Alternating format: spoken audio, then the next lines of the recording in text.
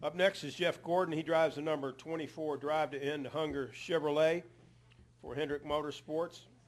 And Jeff, certainly, with your sponsorship, with the fine folks that you are working with, I understand that that yesterday you helped deliver a millionth meal to someone on behalf of Drive to End Hunger, and that is amazing. Just talk about that and that experience, and then I'll ask you a racing question. Yeah, I get to do a lot of really cool things. I mean, it's opened my eyes up so much to this cause and how many millions of people are dealing with hunger issues in America, and because of that, we get to do some pretty cool things. But yesterday was definitely one of the highlights. A woman named Frida, who lives in Rockingham County, very nearby to here in North Carolina, who relies on Meals on Wheels to deliver her meals every day to her. And she's the classic story of individuals that need those meals desperately, because she worked so hard to feed her family throughout her whole life and gave everything for them, and now she relies on those meals. And it was pretty cool to be able to deliver that 1 millionth meal for Meals on Wheels to her in the state of North Carolina. So that was very special, and spent some time with her in her home with her family, and she was such a sweet lady. She, when you live this close to Martinsville, they said that at times they can actually hear the cars going around here. But her husband, who had passed away, was a big NASCAR fan. A lot of her family members, big NASCAR fans. She's a big Richard Petty fan. Even brought up Lee Petty's name. So, yeah, that was very special to be able to do that and to help somebody like that. Thank you very much, Jeff, and thank you for all you do for not only the sport, but for the people across the world here. I mean that. Let's go to Steve Post, and then we'll go to Marty Smith. Steve Post, Motor Racing Network. Jeff, historically speaking, Martinsville, 1949, Red Byron won a race here, won the championship. It's been very key in a lot of your championship runs. Can you describe it historically? Is there a race, a moment, or something that Martinsville really played a factor in one of those championships that you had in the past? And a follow-up on that is, how important is it for you this weekend, knowing that you're back in the battle again and knowing it's been a good track for you? Well, I can say honestly, never has it been more important than it is this weekend. I mean, I definitely think it's played an important role, and I haven't gone back through the stats and history of what this track meant to my championship runs in the past. I just knew that it's always been a track that I've had confidence in. Our cars are good, our team is solid here, and we come in here, believing that we have a chance at winning, and either if it was under the old points format of trying to build a lead, or one that we tried to gain some points if we were a little bit behind. So to me this weekend, though, with the way this format is, don't get me wrong, I don't feel like we're in a must-win, have-to-win situation. I think we're in a situation where this is a great track where we can win at, but getting a really good finish and getting it started off right is also almost as important. And so we're very focused on this track. We tested here, and we've had a good day so far, and hopefully we can end the day on a positive note, and just continue to carry that momentum that we have here in Martinsville, and really kind of put our stamp on our championship contention and chances for Homestead. Let's go all the way in the back, Marty Smith, and then we'll come up here to Jeff. I think somebody had a question. Go ahead, Marty. Marty Smith, ESPN. Jeff, your teammates are done. How does the fact that you have gone from three teammates in the chase with you to being alone, how does that impact your effort? And do you feel like you're on an island at all? I don't. I mean, I feel like, a lot of things don't change. I mean, we always share information, work together, have our debriefs. Crew chiefs are constantly talking about setups in cars and how we get better as we go into each race weekend, our own theories. and I feel like that that will continue. I think the only difference is that we're not racing them for the championship. So, how you race one another when you race for a championship, obviously every split second counts, and you race one another extremely hard. And I think that if those guys have a chance at winning, they're still going to race hard. And beyond that, they're very supportive. They've mentioned it to me already of how much they want to see us get that championship. So it's great to have their support. And we've been in this position before to help, certainly with the 48, and we do all that we can to give them valuable information by being competitive each weekend.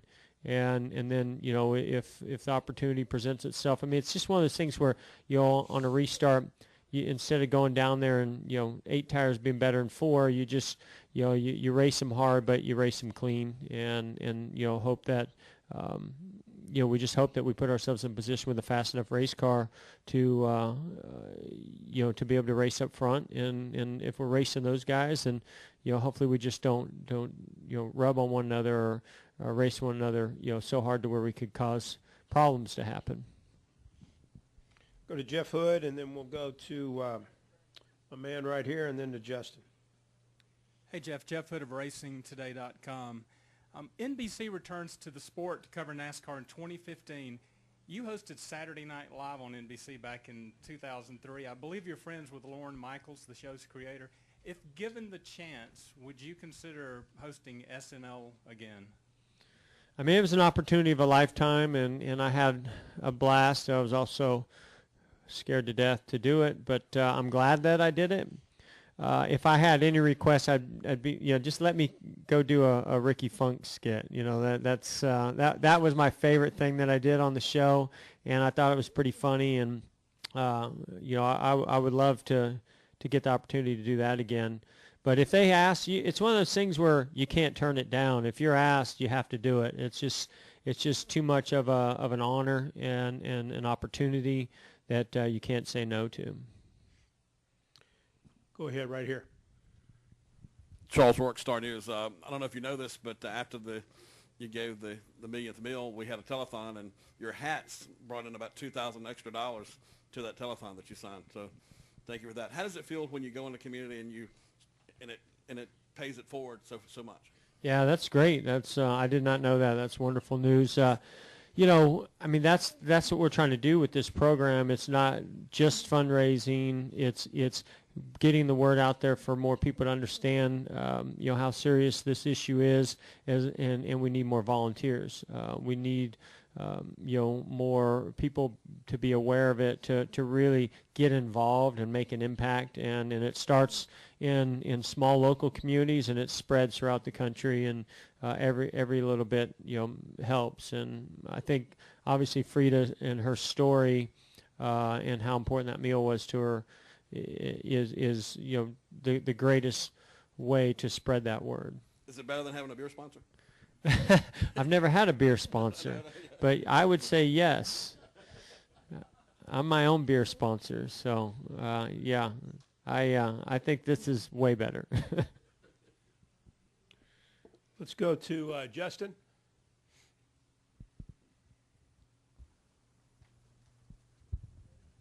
Jeff, 3 of the 8 guys that are still left in it have won a championship earlier in their career.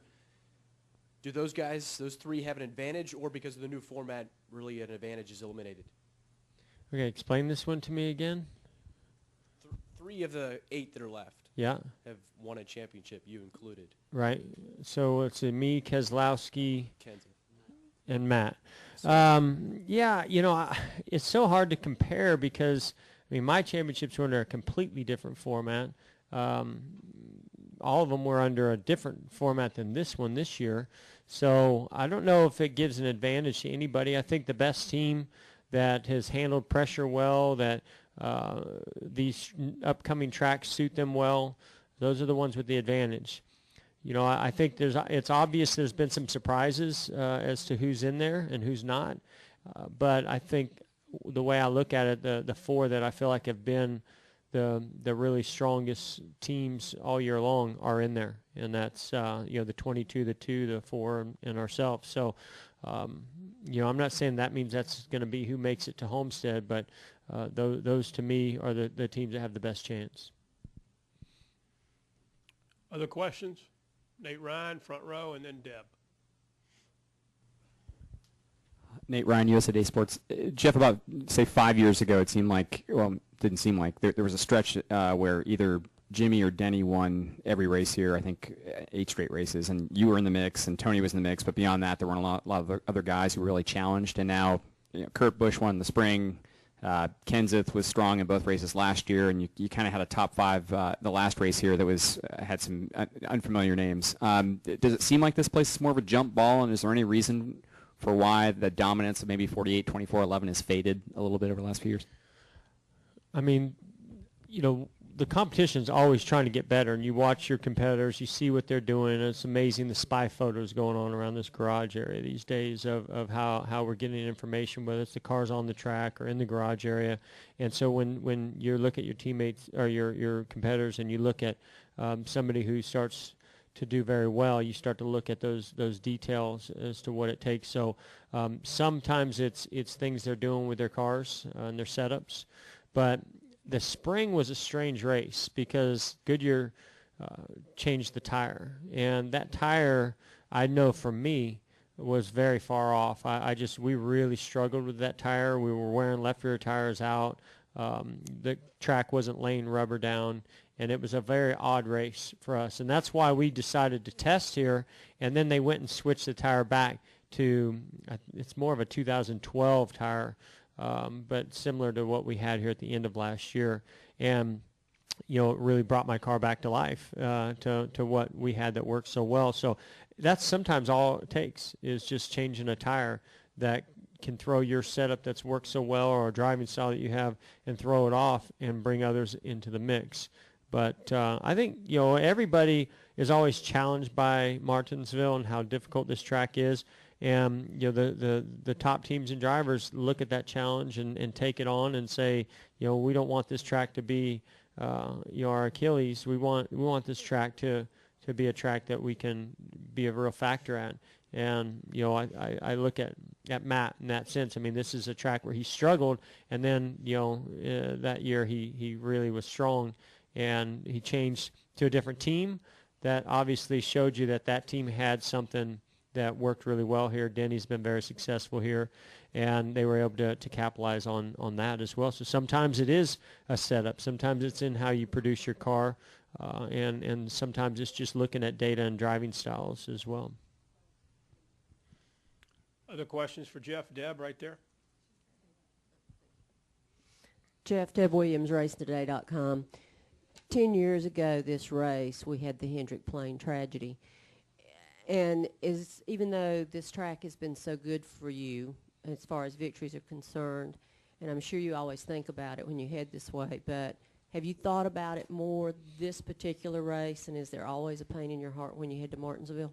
Yeah, especially this particular one. And this, we celebrated, the memories of those folks this week by recognizing, this being the 10th anniversary. We want to celebrate because they brought so much, to people's lives, and they're missed so much that, we had a whole memorial type event this week. So it's certainly on our minds, and we've got that decal on the car that is going to again bring focus and attention to that, because we never want to forget them. And that was a tough day for all of us. And we every time we come back here, we try to pay tribute at this particular race to those families. It was good to see some of their faces of those that have had to move on and live their lives with a very, very heavy heart. So we try to honor them by doing something special, and the ultimate would be a 1, 2, 3, 4 finish for Hendrick Motorsports. That to me, I don't think you could do any better tribute than that. So that's our goal for the weekend. Thank you. Right there. Go ahead, Jordan. Jordan Munder at Naval Register and B. The Grandfather Clock Trophy turns 50 years old this weekend. I've been asking a lot of the drivers, what it means to them, and knowing all the implications of this race and all the emotions that are tied to this weekend for you guys at Hendrick. What would being able to add another grandfather clock to your collection mean to you? Yeah. By the way, Frida had a Ridgeway clock in her living room. It was so cool. I love that. Sorry, just a little note. That trophy is extremely special. It's unique and one of a kind. And when you get the opportunity to have that clock delivered to your home or to the shop, it's very, very special. And I cherish every one, and I look forward to that opportunity. And we've got a great opportunity this weekend. And everybody always says, "Oh man, do you ever have trouble finding a place for those?" No, we can win more and more and more. We'll never have a problem finding a good place for it, that it's going to be well respected and displayed properly. Any additional questions? Jeff, thank you for coming in, and good luck this weekend. Thank you.